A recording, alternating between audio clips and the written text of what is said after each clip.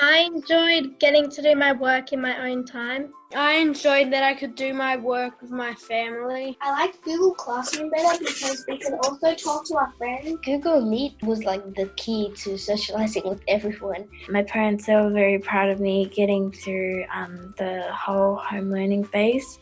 Remote learning in 2020 changed everything.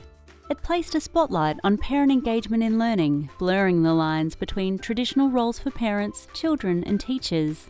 How does this help us think about how schools and families work together?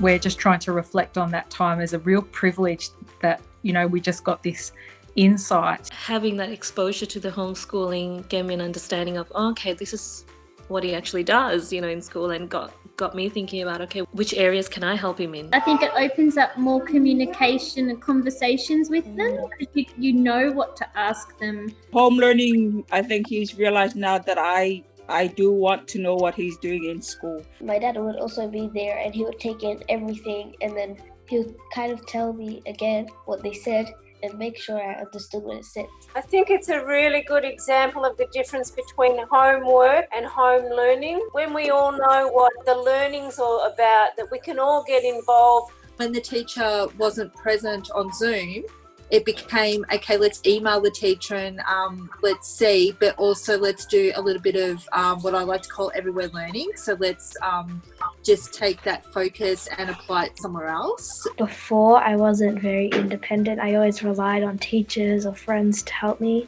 I was surprised at how quick I would be able to do it. When I found myself, if I knew it, I could just do it and finish earlier.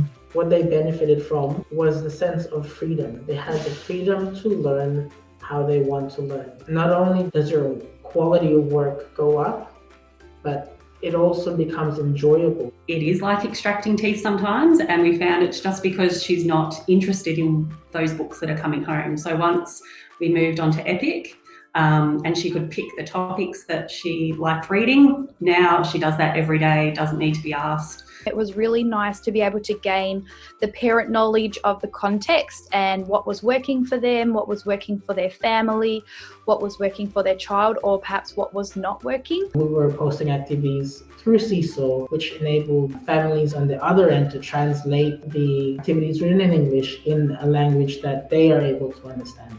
This natural, beautiful relationship happened when families were starting to advocate for their child. I learned so much about my kids and the way that they learn. I'll be forever grateful for home learning because I actually discovered that one of them has a learning difficulty that I wasn't aware of. It was a complete eye-opener to watch her as a learner. We didn't realise how much she struggled. I'm missing the experience of seeing Wanda sitting down, learning. It's like she took me in a classroom.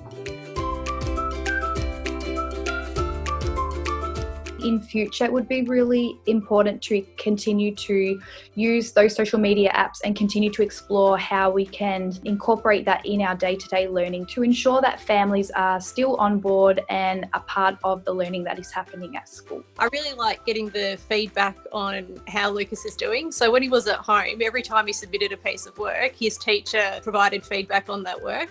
So normally as a parent, you don't get that feedback until there's a report. We're a school that really prides ourselves on those relationships between the child, the teacher and families. And I think if children are back at school, how can we be using Seesaw, how often, so that we can reply to parents? Closer relationship, much better understanding of the needs and much easier to communicate now and hopefully into the future. I would like to keep being able to have the choice of doing my work on the computer or on paper. Because the technology was so difficult for so many, are the kids going to learn and continue that in class? I just wonder if we could work from a completely different model. It would still be good if we can do some learning from home, like maybe once a week, or it all depends. But it was a good insight to what they're learning. It's been really important for us to listen to the parents' point of view, listen to the child's point of view, and listen to the teacher's point of view. And that's where we get stronger and better together with our learning by the power of 3. I'd just like to say thank you for being there for our children. I think you'll find that all the parents out there have a much higher regard and respect for all the teachers. You guys are just amazing. Of course, a big thank you to all staff. Stay connected, and with love and peace, we can do miracles.